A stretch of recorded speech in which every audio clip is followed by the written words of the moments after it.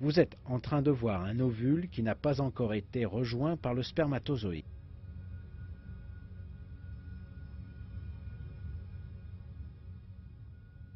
Les données génétiques du spermatozoïde et de l'ovule sont côte à côte. Mais l'un des plus grands miracles dans le monde est en train de se passer. Deux jeux d'informations génétiques sont en train de se mixer pour former un nouvel être humain. Et l'union a eu lieu. Cette première cellule est appelée un zygote.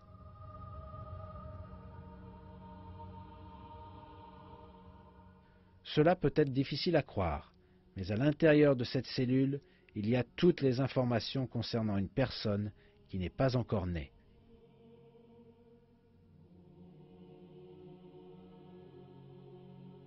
Et ce n'est pas seulement son apparence, mais aussi le squelette, les organes internes, la peau, les veines, et même la forme et le nombre de cellules sanguines circulant dans ses veines et tous les autres détails de son corps sont déterminés ici.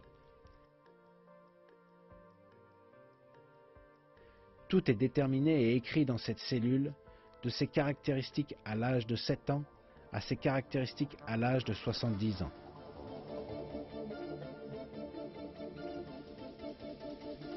Peu après la fécondation, la cellule va réaliser une autre action très surprenante.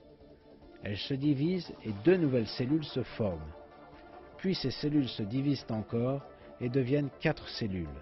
La construction d'un nouvel être humain a maintenant commencé. Mais pourquoi la cellule a-t-elle décidé de se diviser?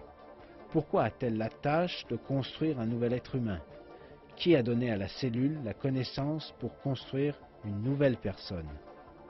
Ces questions nous amènent à l'existence de Dieu, le détenteur de l'intelligence et du pouvoir infini, qui nous a créés, nous, le monde, l'être humain dans ce monde, la cellule dans cet être humain, et l'univers entier autour de lui.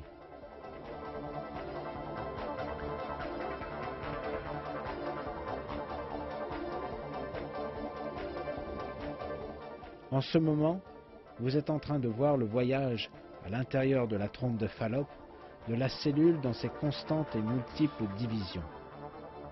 Cette collection de cellules est connue sous le nom de morula.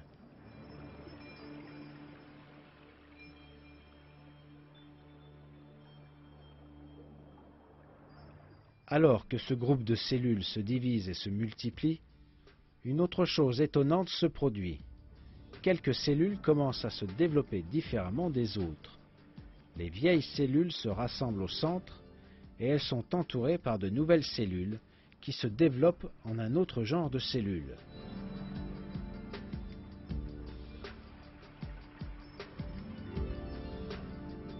Un petit moment plus tard, le groupe de cellules au centre va former l'embryon, en d'autres mots, les premières cellules du bébé à naître, et le groupe de cellules autour d'elle va former le placenta, qui va nourrir l'embryon.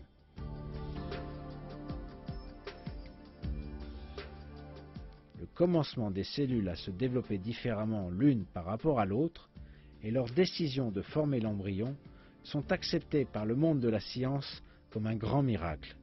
Il y a un ordre secret qui fait que ces cellules font cela. À peu près 4 jours après la fécondation, les cellules en train de se diviser atteignent l'air spécialement préparé pour les recevoir.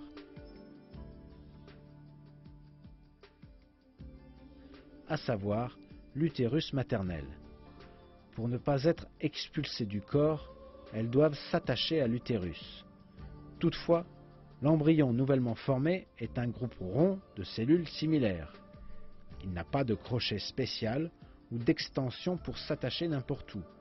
Donc, comment fait-il pour adhérer à la paroi de l'utérus? Ceci aussi a été pris en compte. Quand ces cellules atteignent l'utérus maternel, des systèmes spéciaux rentrent en action.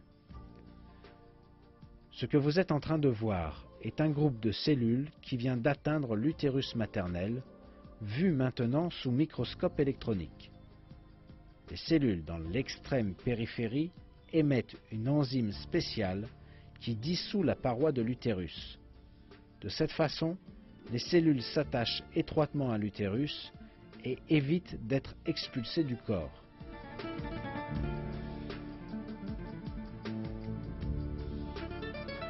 La présence de ces cellules, qui sont en même temps au bon endroit et qui sécrètent la bonne enzyme, révèle une fois encore la perfection de la création. Grâce à cette impeccable création, le groupe de cellules est incorporé dans l'utérus maternel. Cette nouvelle créature vivante, qui adhère à l'utérus et commence à se développer, est connue maintenant sous le nom d'embryon.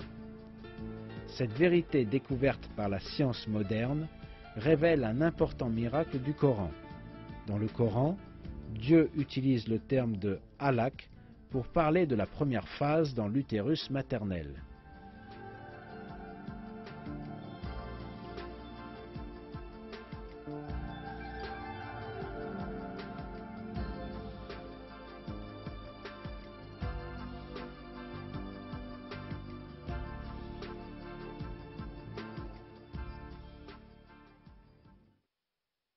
Lis au nom de ton Seigneur qui a créé, il a créé l'homme d'une halak. Lis et ton Seigneur est le très noble.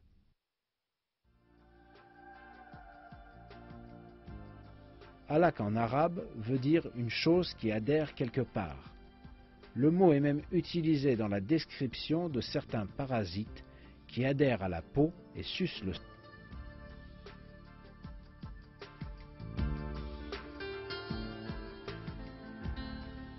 En d'autres mots, dans le Coran, qui a été révélé à une époque où les connaissances humaines en biologie étaient encore très limitées, un mot est utilisé qui décrit exactement l'embryon dans l'utérus maternel. Ceci prouve encore une fois que le Coran est bien la parole de Dieu.